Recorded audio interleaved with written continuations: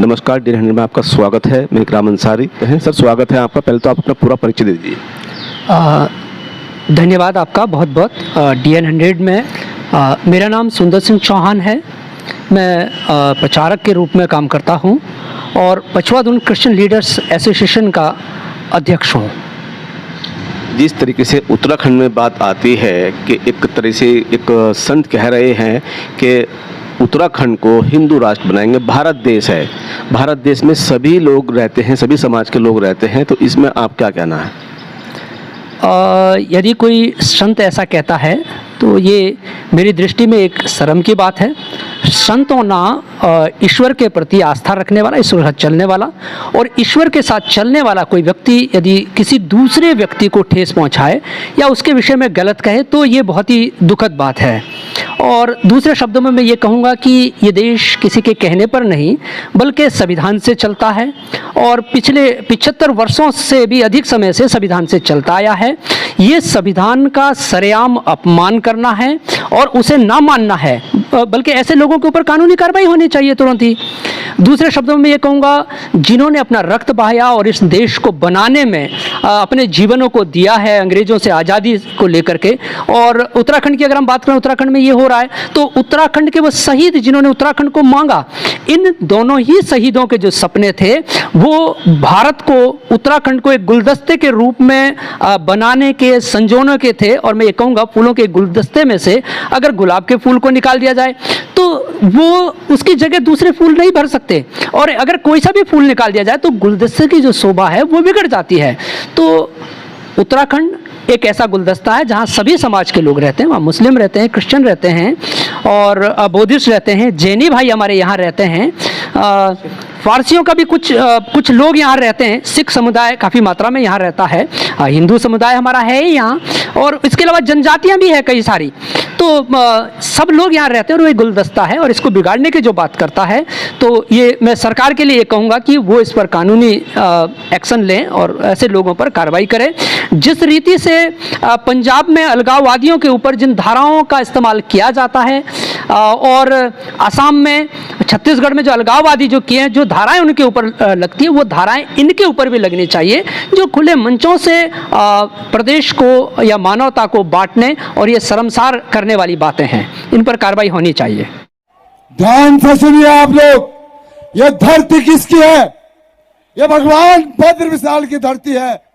और आज सतयुग के भगवान भद्र विशाल की धरती में आज हमारे आचार्य धीरेन्द्र शास्त्री जी आए हैं तो कुछ लेके आएंगे और कुछ दे के जाएंगे इस धरती को।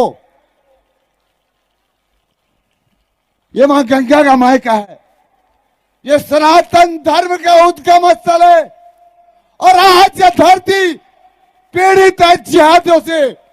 आज इस धरती में जिहादियों ने धार्मिक आक्रमण किया हुआ है। मैं धन्यवाद देना चाहता हूं उत्तराखंड के मुख्यमंत्री जी को, जिन्होंने लैंड जिहाद पर एक बहुत बड़ा बुलडोजर चला करके कुछ आशाओं को पूर्ति की। इसलिए मैं चाहता हूं पुष्कर सिंह धामी भी भगवान भद्र विशाल के चरणों में इस देवभूमि को नमन करते हुए, क्योंकि यह देवभूमि सनातन धर्म का उद्गम स्थल है। अगर उद्गम कमजोर होगा देश कमजोर होगा। अगर उत्तराखंड से हिंदुत्व की लहर नहीं चलेगी तो देश हिंदू राष्ट्र नहीं बनेगा। हिंदू राष्ट्र गंगा का मायका बनेगा, भगवान भद्र विशाल का क्षेत्र बनेगा, शिवलोक बनेगा।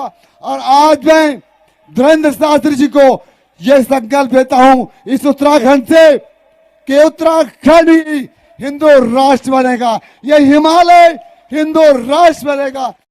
उत्तराखंड ही क्यों चुनते हैं लोग इस जगह को? क्या इसमें देखा जाए तो एक ये राज्य है, नया राज्य बना था उत्तराखंड, इसमें देखा जाए क्या लहर जो आएगी हिंदू राष्ट्र बनाने की, क्या उत्तराखंड से ही शुरुआत होगी? इनका कहना भी है। जैसे कुछ लोग इन बातों को कहते हैं कि हिंदू राष्ट्र जो बनने की जो शुरुआत है, अभी कुछ दिन पहले ही परेड ग्राउंड में एक सभा हुई और हमारे मुख्यमंत्री साहब वहाँ थे, ताली बजाते हुए वहाँ देखा गया और वहाँ मंच से किसी व्यक्ति ने ऐसा कहा, हमने उसको सुना है और बाकी उसके वीडियो आप लोगों ने भी देखे होंगे। तो मैं सोचता हूँ कि ऐसा संभव नहीं है जब तक भारत में संविधान है और जब तक क्रांतिकारी लोग, पहले भी जब इस तरह के लोगों ने आवाज़ उठाई तो अंग्रेज़ों को यहाँ से खदेड़ दिया गया और अब भी वर्तमान समय में भी ऐसे सामाजिक लोग यहाँ हैं। हिंदू समुदाय जो भारत का सबसे बड़ा समुदाय है और उसमें बहुत बुद्धिजीवी लोग हैं और वो उसमें वो क्षमता है, अपार प्रेम है पूरे भारत में सभी के प्रति।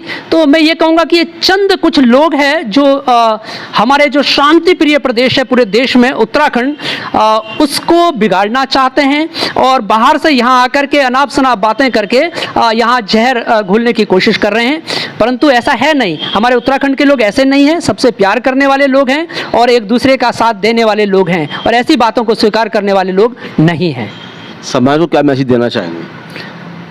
मैं समाज को यही मैसेज देना चाहूँगा कि जैसे पूर्व काल से भारत एक ऐसा देश रहा है जो पूरी दुनिया के लिए एक मिसाल है, जो प्रेम यहाँ लोगों में पाया जाता है, सभी धर्मों में यूनिटी और एक साथ एक दूसरे के साथ खड़ा होना, जैसे आपस में होली, दिवाली, ईद, क्रिसमस सब मिलकर मनाते हैं वैसे मनाते रहें। और जहाँ तक मैं कहूँगा कि जो धार्मिक विवाद पैदा करते हैं कुछ लोग गलत बयानबाजी देके, उन पर ध्यान ना दे करके बल्कि भाईचारे की ओर ध्यान दें, जो कि भारत की बुनियाद है और जो कि भारत का संविधान हमें सिखाता है। सर पहले आप अपना परिचय दे दीजिए, कहाँ से हैं, क्या नाम है आपका, फिर हम बात करते हैं आपसे। स्वागत है आपका। धन्यवाद DN 100 का। मैं विजयपाल तंगानी, मैं उत्तरकाशी से बिलोंग करूँगा और मैं एक सामाजिक करता हूँ और हमेशा मैं उन सारी चीज़ों के लिए जो है लोगों के लिए जो है हमेशा आगे रहता हूँ और जहाँ पर मुझे कमी दिखती है उसके लिए मैं लड़ने के लिए तैयार रहता हूँ।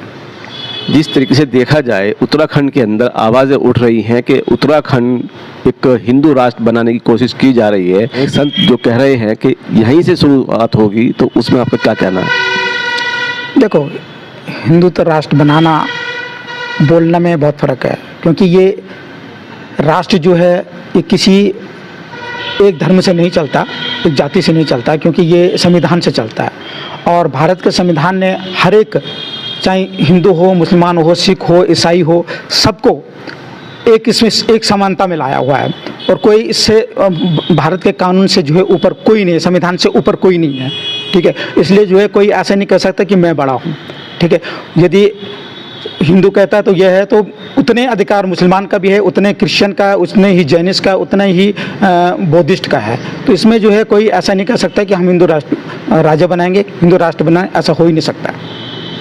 दूसरा सवाल मेरा ये है कि UCC को लेकर, अगर UCC लागू होती है तो कोशिश भी की जा रही है, इसमें आपका क्या कहना है? देखो, बोलना और करने में बहुत फ़र्क है और ऐसा होगा नहीं, क्योंकि ये संविधान का मेरे को ऐसा महसूस होता है इसमें कि अगर ये इस तरह से लाना चाहता है तो जैसे हिंदू तो कोड बिल था, तो इसमें जैसे बाबा साहब अम्बेडकर ने जो है एक मनुस्मृति को जला दिया था, क्योंकि वो महिलाओं का अधिकारों को जो है हनन करने पर लगे।